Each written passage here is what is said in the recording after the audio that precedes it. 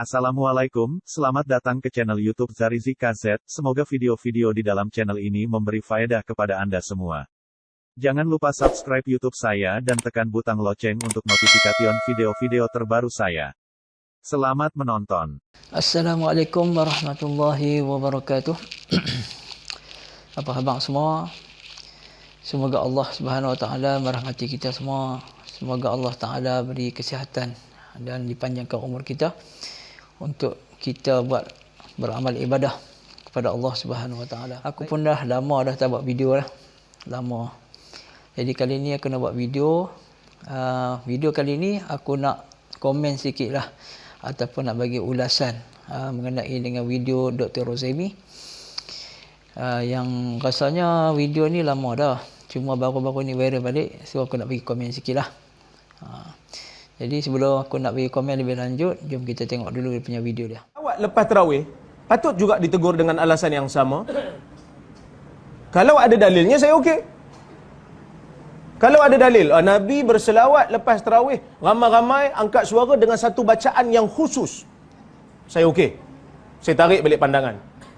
Tapi masalahnya, kalau lepas bersin orang selawat, Ibnu Umar tegur kerana tak ada dalil yang menyebut lepas bersin kena selawat.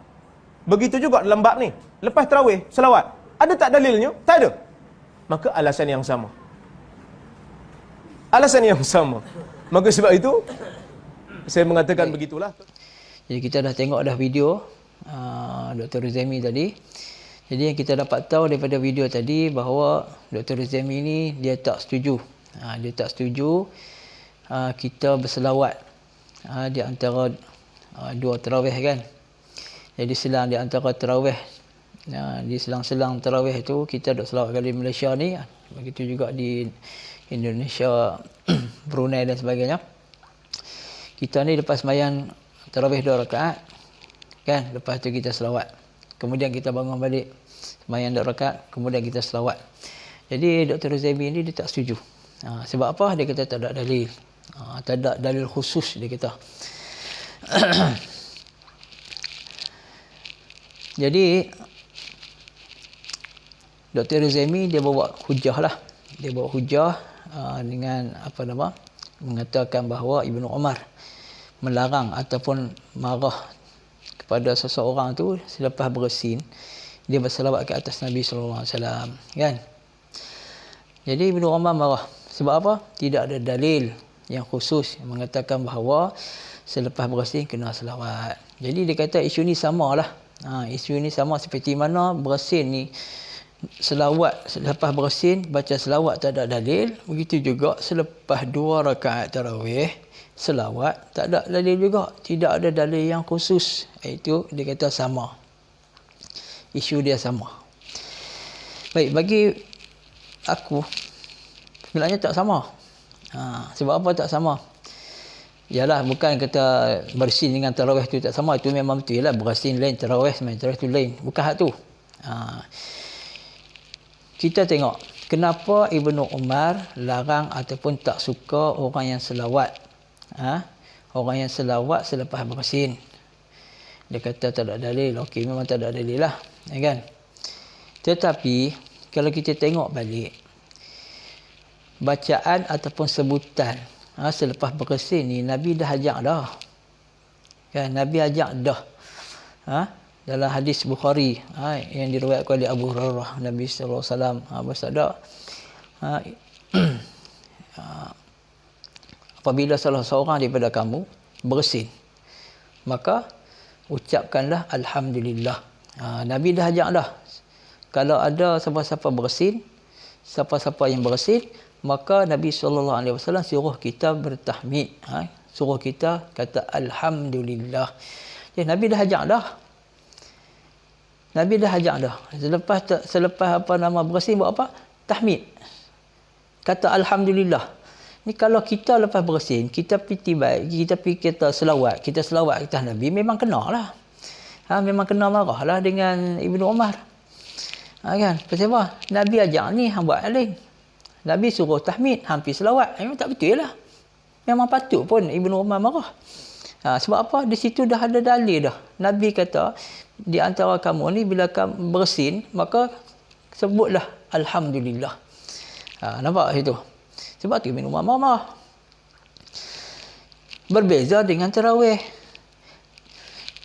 Tarawih ni selepas 2 rakaat. Di antara 2 rakaat dengan 2 rakaat yang lain. Waktu di tengah-tengah tu. Waktu di tengah-tengah tu, Nabi tak ajak apa-apa. Nabi tak ajak ucap apa-apa dan Nabi tak larang nak ucap apa-apa. Boleh faham tak? Yang tadi bersin tadi, lepas bersin, Nabi ajak. Nabi ajak kita apa? Bila lepas bersin, alhamdulillah. Sebut alhamdulillah. Kalau kita pergi selawat, memang tak kena lah. Memang tak betul lah. Memang tak betul lah. Sebab Nabi ajak lain. Kita buat apa lain. Tetapi, dalam masalah semayang tarawih ni, di antara 2 rakaat dengan 2 rakaat yang lain, di tengah-tengah tu kosong. Nabi SAW tak ajak pun kita baca apa-apa. Dan Nabi tak larang pun kita nak baca apa pun. Bebas di situ. Kan? Tetapi kita ada dalil umum. Dalam Quran. Allah sebut apa? Inna Allah wa malaikatahu yusalluna ala nabi. Ya ayyuhallazina amanu sallu alaihi wa sallimu taslima. Wahai orang beriman, berselawat dah. Berselawat dan salamlah ke atas Nabi SAW. Itu dalil umum. Allah suruh kita selawat ke atas Nabi, tapi tak beritahu waktu bila, di tempat yang mana, berkumpulan ke atau bersorangan. Allah tak beritahu, itu bebas. Jadi, kalaulah kita selawat di antara 2 tarawih dengan tarawih yang lain, di antara tengah-tengah tu, tengah-tengah tu kita selawat atas Nabi SAW. Maka kita ada dalil umum. Allah Ta'ala suruh kita berselawat. Apa salahnya kita berselawat di antara tarawih tu? Di mana salahnya? Nabi pun tak larang. Dia tak ada, kalau dia kata tak ada nas daripada Nabi SAW, Nabi tak buat. Ini masalahnya bila kata Nabi tak buat, tak boleh buat benda tu. Ini satu masalah. Kalau kita tengok dalam Quran, Allah kata apa? Wa ma atakumur rasulu fakhuzuh wa ma nahakum anhu fantahu. Nampak? Apa yang Nabi bawa maka pegang sungguh-sungguh. Wa ma nahakum. Dalam Quran sebut wa ma nahakum, apa maksud dia? Apa yang Nabi larang. Bukan kata apa yang Nabi tak buat. Tidak. Dalam Quran. Wa ma nahakum anhu fantahu. Apa yang Nabi larang, itu jangan buat. Tak sebut pun kata apa Nabi tak buat, hang jangan buat. Tak ada. Jadi selawat yang kita selawat di antara tarawih tadi adalah kita guna nas yang umum. Allah Ta'ala suruh kita selawat atas Nabi. Jadi kita selawat. Apa masalahnya kalau kita selawat di antara dua tarawih tu? Kan? Itu masalahnya bila kita, kalau kata nak dalil khusus, banyak benda lah kita tak boleh buat di dunia ni. Banyak benda. Rora ambil PhD hadis. Ada dalil khusus. Ada dalam Quran kata, wahai orang beriman, buatlah PhD hadis. Ada. Dalam hadis ada. Wahai manusia, ataupun wahai umatku, ambillah PhD hadis. Ada kata lagu tu? Tak ada. Tapi pasal apa boleh ambil? Pasal apa ambil PhD hadis? Kenapa kita belajar ulumul hadis? Kenapa kita belajar ulumul Quran? Kenapa kita belajar mustalah hadis? Kenapa kita belajar jarah wa ta'dil? Sedangkan tak ada dalil khusus. Tapi dalil umum ada. Ada. Nabi suruh kita belajar. Mampu kalau kita nak tunggu dalil khusus semua. Kan? Ni tak tahulah. Dia nak kata tak cerdik pun cerdik. Orang ada PhD kan, cerdik, tapi dia tak boleh nak faham kat situ tu, dia tak boleh nak faham. Kan? Di antara dua tarawih tu, hang nak buat apa? Kalau hang daripada kita duk main tengok WhatsApp ke, kita tengok Facebook ke, kita tengok tengok TikTok dan sebagainya di antara dua tarawih tadi, kan? Apa salahnya kita ni selawat lagi bagus daripada tengok Facebook. Selawat ni lagi bagus daripada layan TV. Kan? Jadi kacau dia nak tak tahu nak cerita lah. Sekejap aku kata lebih-lebih sekejap orang marah. Pengikut dia ramai. Kan? Tu nak ceritanya. Jadi nak bagi tahu sini selawat. Di antara dua tarawih tu kita teruskan.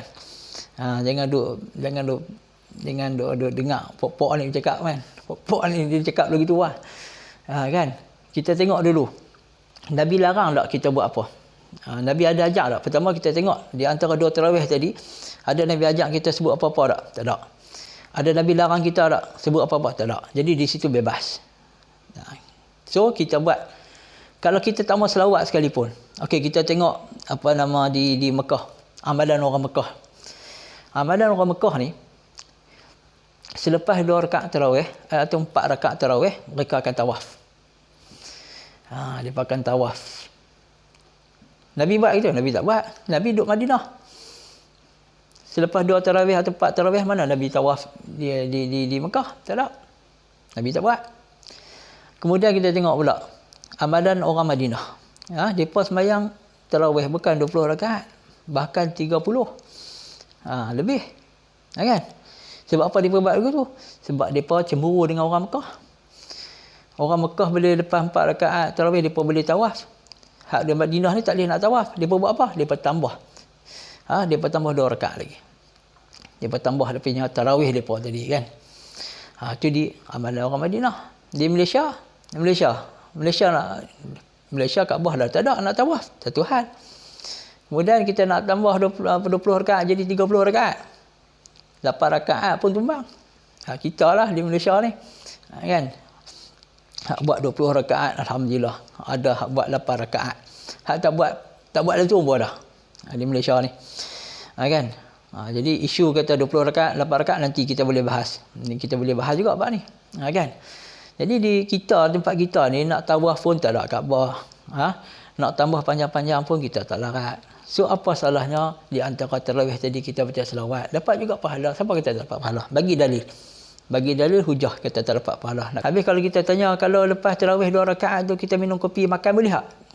Hukum dia apa? Confirm dia kata harus, dia tak boleh kata haram. Boleh. Habis kalau selawat, kalau makan minum pun harus selawat. Apa masalah?